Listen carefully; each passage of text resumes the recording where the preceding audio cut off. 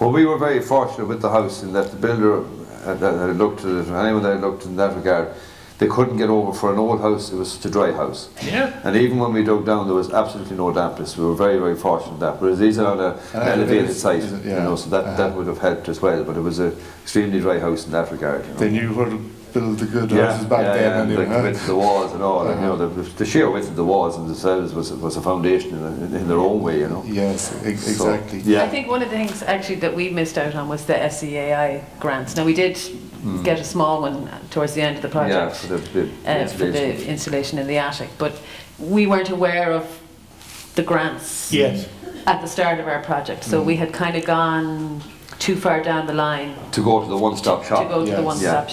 Also, always remember, look out for a lead pipe. If the water comes in through a lead pipe, $5,000. These are the hidden costs. You get $5,000. Oh, you get that? So I'm just saying, I'm just saying, lads, you have to get. You've all the grants well identified. There's a grant for that. There's a grant now. If you have a nice stone wall, you get another $5,000 to refurbish that. Structural or no? No, structural. If you have a nice wall and it's broken down and needs to be rebuilt, so there's a ton and a half of there's money out there they're trying to get you to help you along the way. And it's about our heritage. One of the things, I always remember was you're driving around the countryside, you become so aware of these derelict properties. So, but in one case, there was a modest 2-story farmhouse from, say, the 1850s at 5 Bay. So it was quite decent. And the granny obviously lived in that. And then their children built a 1970s bungalow beside it. Now, it was from here to where the lectern is, away. And the latest iteration is the 2-story Georgian house, which has appeared. But in fact, the original house and the bungalow are now vacant. Okay. So, and to me, I think that's a shame. Absolutely. And we have like you obviously that was your own family home, so it wasn't a case that was ever going to go anywhere else. But it was the opportunity to actually transform it into that vision that you had for it.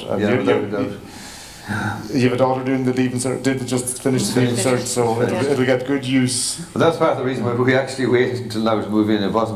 She was doing the Leaving Cert, and we said we didn't, the excitement of her doing the moving house and her doing it, so we said we wait. So a good decision, I'd say, no stress. We could have actually moved in a few weeks ago, but anyway. And the same as I asked Ciara, just in terms of if for other people maybe in the room considering the engaging with the grant process here, just obviously you've identified maybe engaging and accessing the energy saving grants that are available, and Mel's presentation was really eye-opening just to see the breadth of stuff that is available there, as well as what Anne-Marie and Shane pointed out earlier on.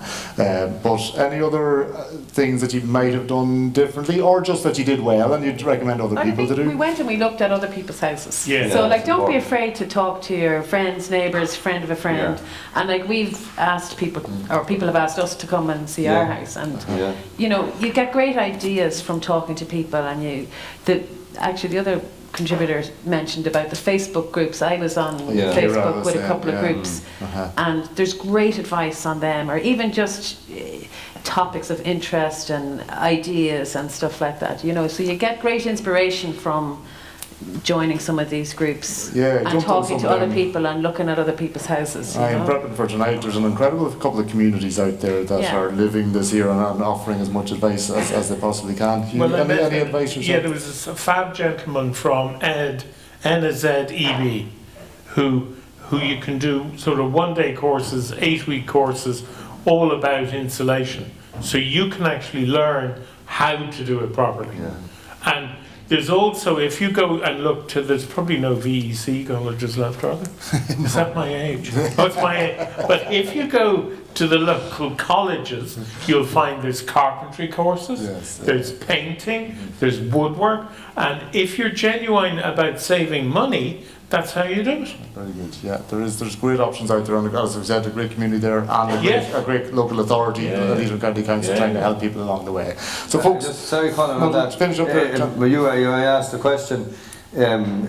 an event like this is invaluable for someone that's starting to do or considering to do work like this. So if we were to go back, we said 3 years, and we were here at an event like this, it's all here. This is the one-stop shop in so many ways.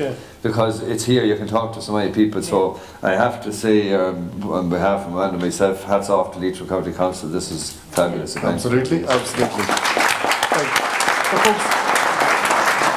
Thank you so much for telling us your story and for sharing it with everybody here this evening. And Hugh, a huge thank you to yourself for your contribution. Thank you so much. Fabulous to have you down in lovely Leitrim. Luscious Leitrim. Come on now, luscious Leitrim. And we'll get a quick picture here just before you leave the stage as well, if that's okay.